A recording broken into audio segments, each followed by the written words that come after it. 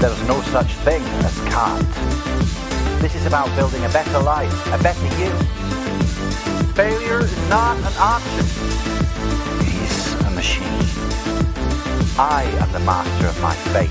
I am the captain of my soul. Right, welcome back to Dubai Real. Here we are again. We've actually we keep skipping around studios, don't we, Nick? We're in a new studio today. New collaboration we're doing with podcast Jibber Jabber. Head over and check that out, guys. Quite funny. So today, obviously we're gonna just me and Nick today. We're gonna speak about recovery. So we're gonna speak about recovery, how to find that sort of fine line between overtraining, undertraining, how to get the maximum out of your training, and how to get the best results.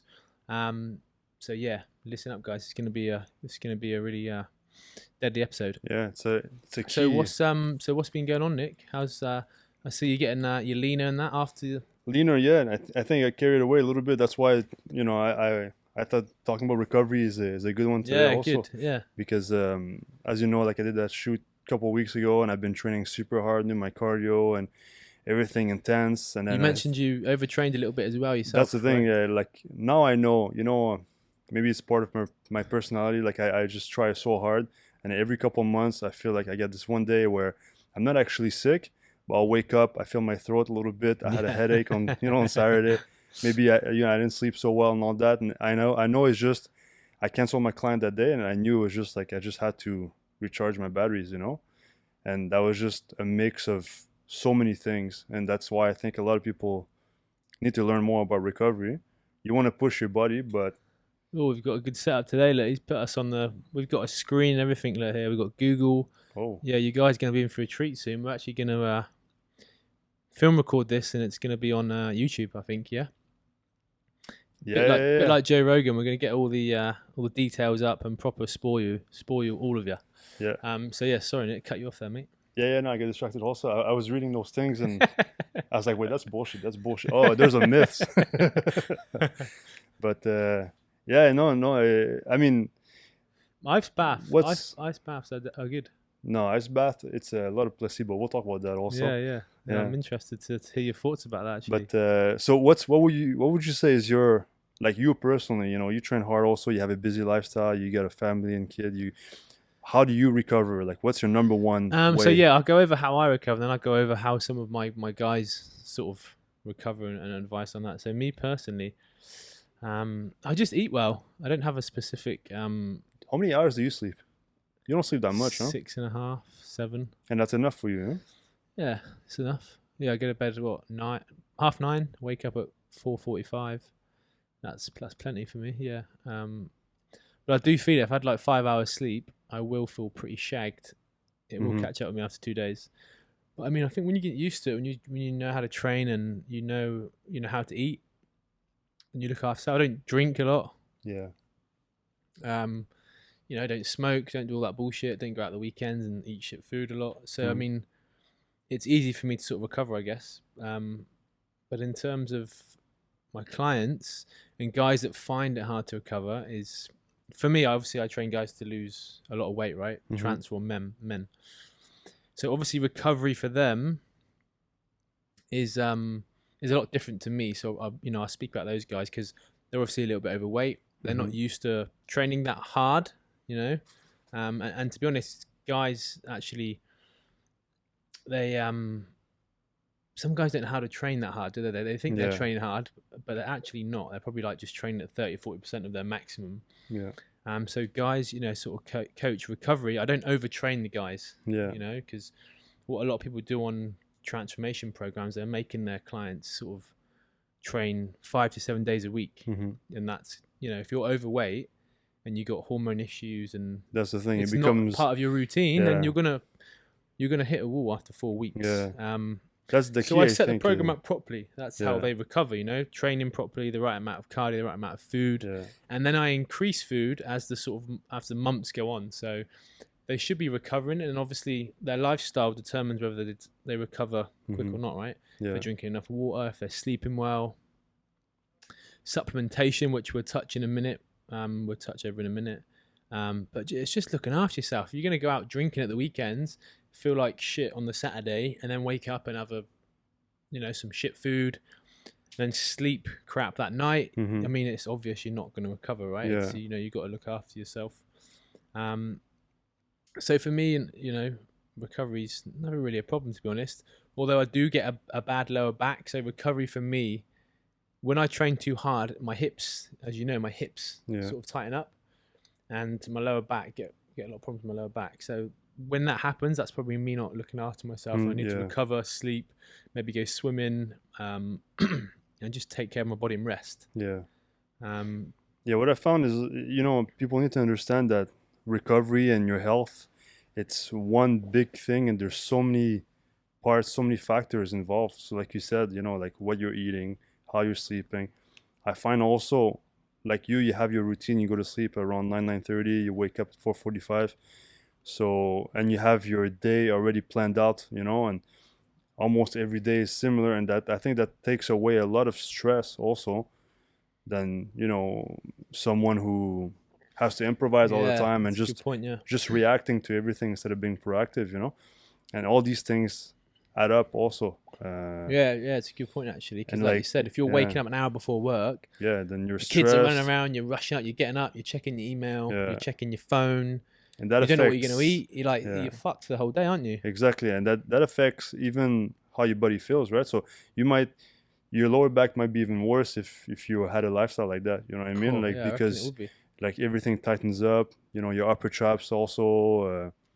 You're probably not eating the same also. You're not drinking as much water. Like all these things are all. So I find, for me, when I'm a lot less stressed when I manage my time a bit better, because I find that you're a bit more in control of what's happening to you. Like when you feel like you're not in control of what's happening to you, then you're stressed about everything, and then everything goes downhill from there. That's definitely. Like even like Friday night, for example. This weekend, I was pretty stressed. There's a bunch of stuff happening and stuff. And now I know I was a bit overtrained also, all these things. I was dead tired. So what did I do? I had a big cheat meal. Oh, yeah. And then that's just always a good stress reliever, isn't it? Nice. It felt good at that time. Nice but then, chips, because when I do it, I proper go for it. What I have last week, I had the pie joint. Yeah, 2 double patties. Yeah. And I normally get 2 portions of chips as well, because the chips are so good. I get 2. They are. I had something like that this weekend, and then I had the popcorn and everything from Vox. I proper eat when I do it, but then I feel good after that. Yeah, but the then next morning I feel like shit as well. Yeah, man. Like, and I always sleep bad, when you've had a real cheat meal, I always sleep bad. It's salty mouth. For 24 hours, I was sweating. Mouth, don't you? Like a Gandhi's flip flop. Yeah.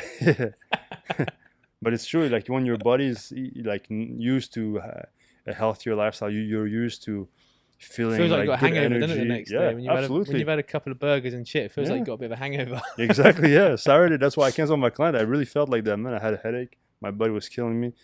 And I think, it's key to listen to your body, like. Yeah, that's the thing. Like everyone's different. Everybody recovers different, don't they? And to be honest, a lot of my guys that I train, they've all had sporting backgrounds. Yeah. A lot of the guys that I train, middle-aged guys, they've all played football, played rugby.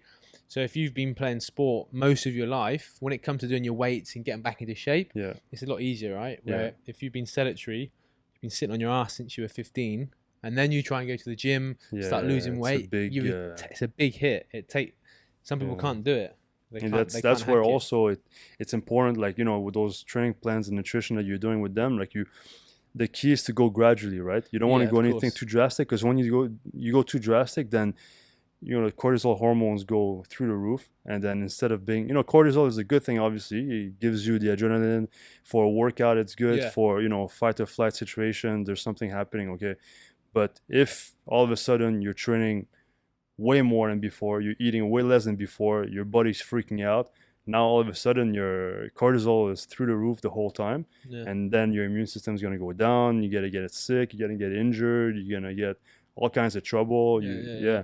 So it's really like, it's finding that fine line where you're out of your comfort zone, but your body is able to adapt to that stress to get better and not overdo it too much. So it's So obviously I coach more guys who are sort of overweight, want to get back in shape. Yeah. You coach athletes. So What do you think the difference is like in terms of recovery? I mean, obviously these athletes are super fit. Yeah. So how are they recovering?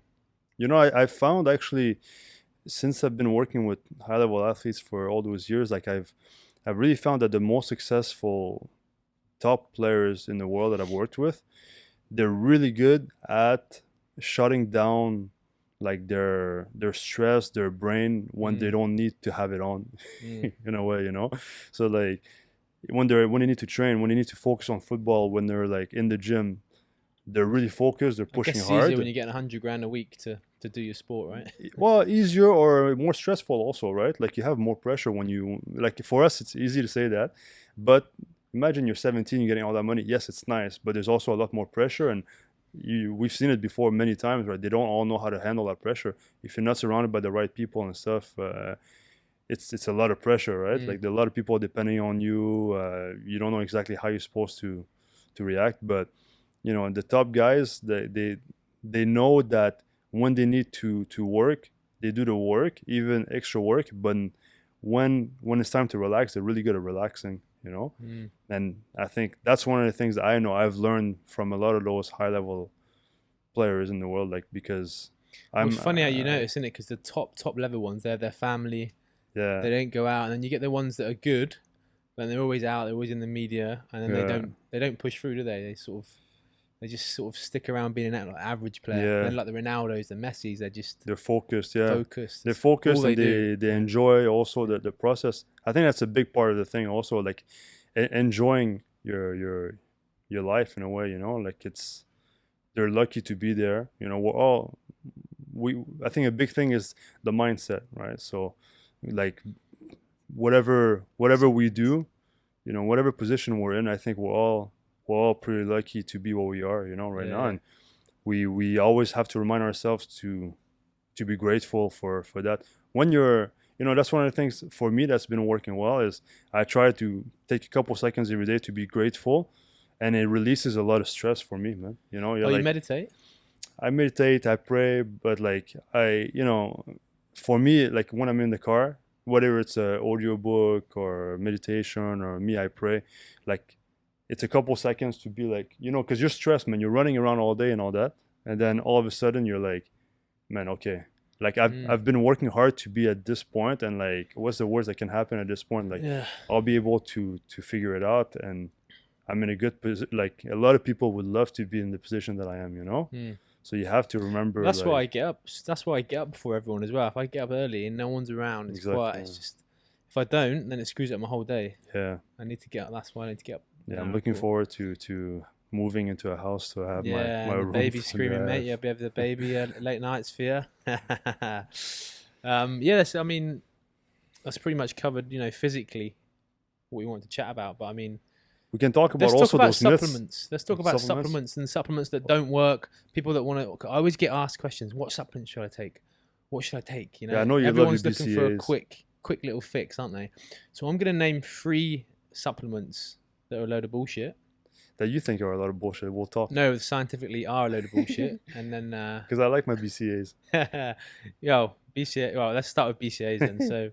So BCAAs, there's not actually no studies that show BCAAs work for recovery. They make the water taste good.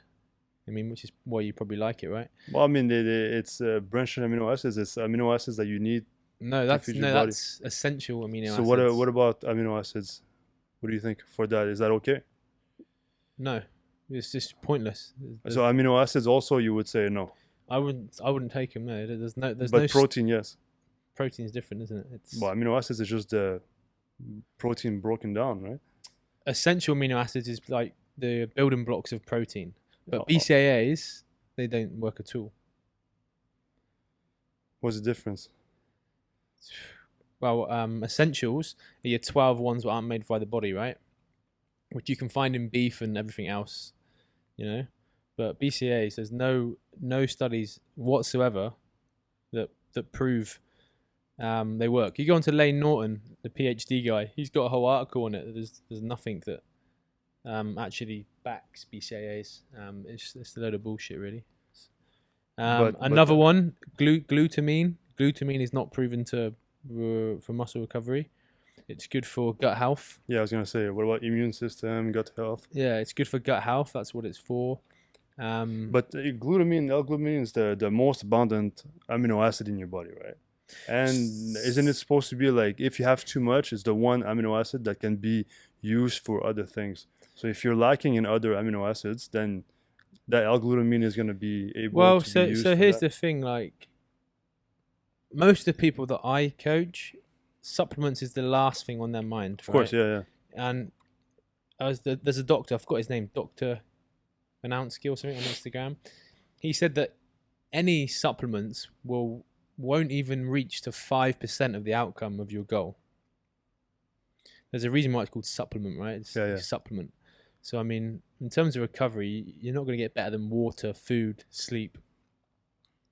So they would be my myths about recovery. You know, magnesium's great. I would back that. What's the third one that you don't like? So you said aminos and aminos, glutamine. What else do people use for recovery? No, that you don't like. You said fat burners, obviously, which is the basic shit. But yeah, the main thing for anybody listening is you can't replace the basics. So sleeping, ideally, like me for my athletes, I always tell them to sleep 8 hours because they're training every day, like training sleep's hard. the best remedy. Right? Sleep and nutrition, obviously, drinking a lot of water.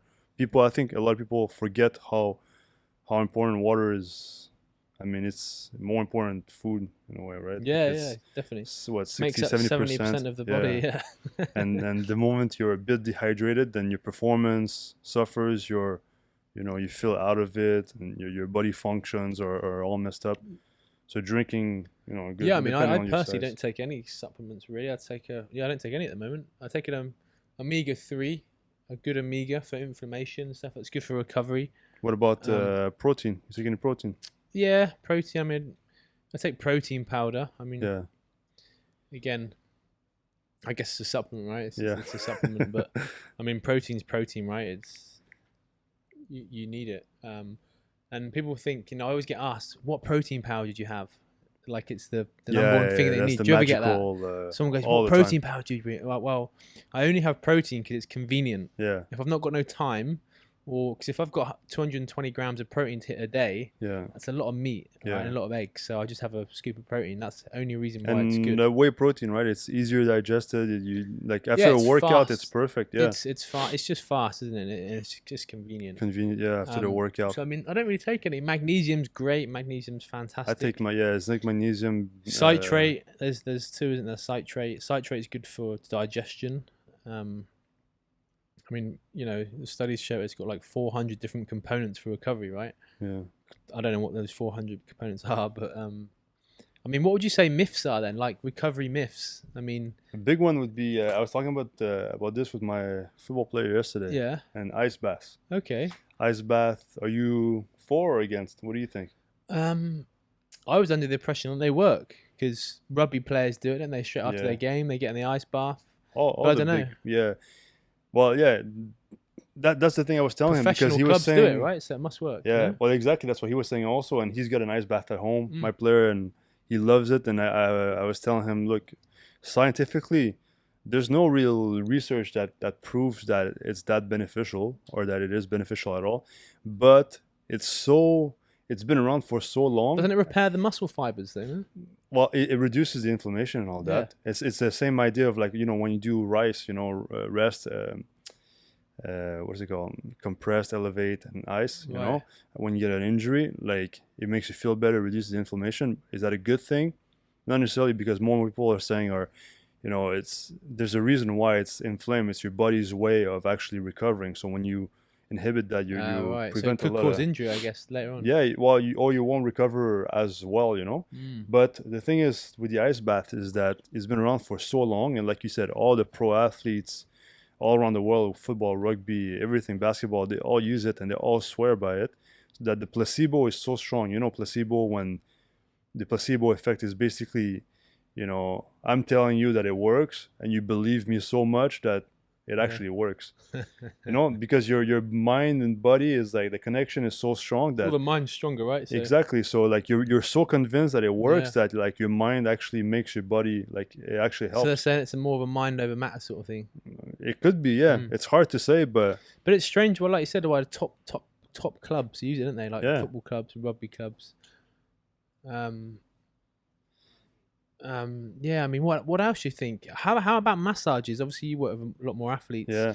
I mean, massages for recovery. I mean, Massages I like, but not necessarily just for the muscles. I mean, it could reduce tension, and if you have like knots and stuff like that. But I think it's more of a, you feel good, and when you feel good, you know, it's the same, the hormones more and stuff released. that, exactly. You feel more stretched. Yeah, you relax, and when you relax, you become more anabolic also, right? Yeah, You recover better. You're in a Yeah, I better mean, a zone. massage itself wouldn't really increase recovery, would it? It's just prepping you up for maybe your next session. It depends how you do it. It depends. You There's have a few different types of different ones, massage. yeah. Like there's certain massages to Cupping.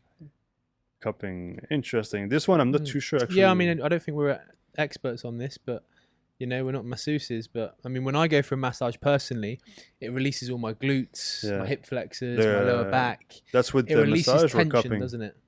With cupping or massage? No, sports massage. You know, Yeah, like a good deep tissue massage. Yeah. You need that, don't you? Yeah. But in terms of actual, if you're sore from a workout, having a massage is not going to recover you, right?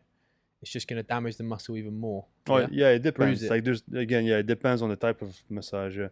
Like if it's a nice, And if you're in easy a bubble massage- bath with some nice bubbles, No, because like like if the massage is helping you to get that blood flow in there, then you will recover. It's like active recovery in a way. yeah. You know, like the day after a hard workout, you're a bit sore. You get on the bike or a little swim, you just get the legs moving. You recover faster. How about like compression socks? Any of you guys wear those?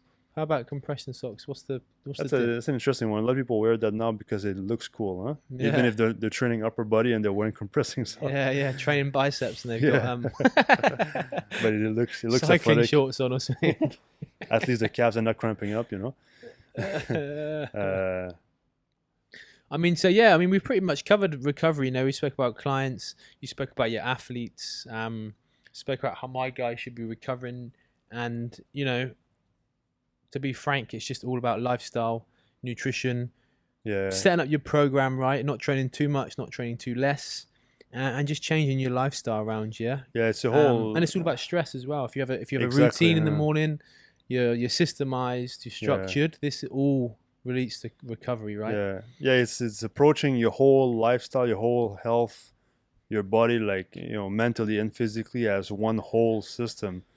So if you have one thing that goes wrong someplace, it might impact a lot of different factors, you know. Yeah, definitely. But yeah, I mean, hit the nail on the head there. I hope everyone's sort of got the gist of that. Reach out to us on Instagram if you guys have any questions on that. Me or Nick, obviously we both have different sort of answers for different types of sport and stuff.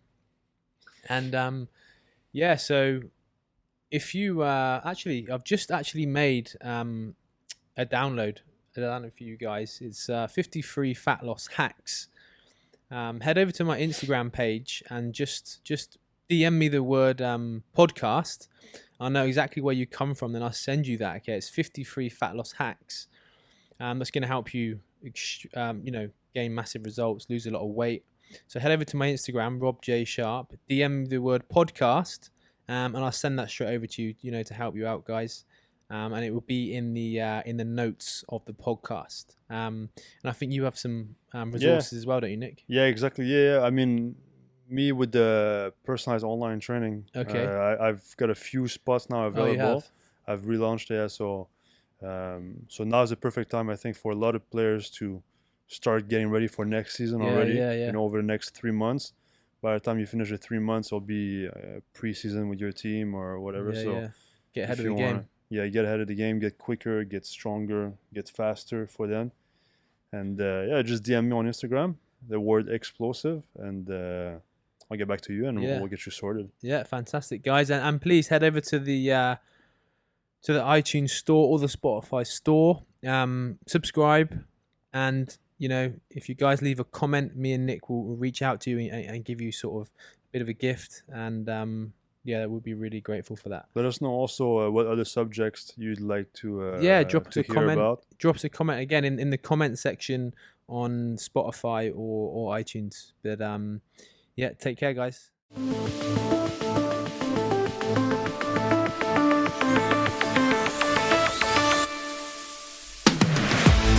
You've been listening to Dubai Real. You can subscribe to the show on Apple Podcasts, Spotify or Stitcher, or wherever you get your podcasts. If you like what you hear, why not leave Rob and Nick a 5-star review? To find out more, you can connect with Rob on Instagram @RobJSharp and follow Nick @CoachNick, NIC_.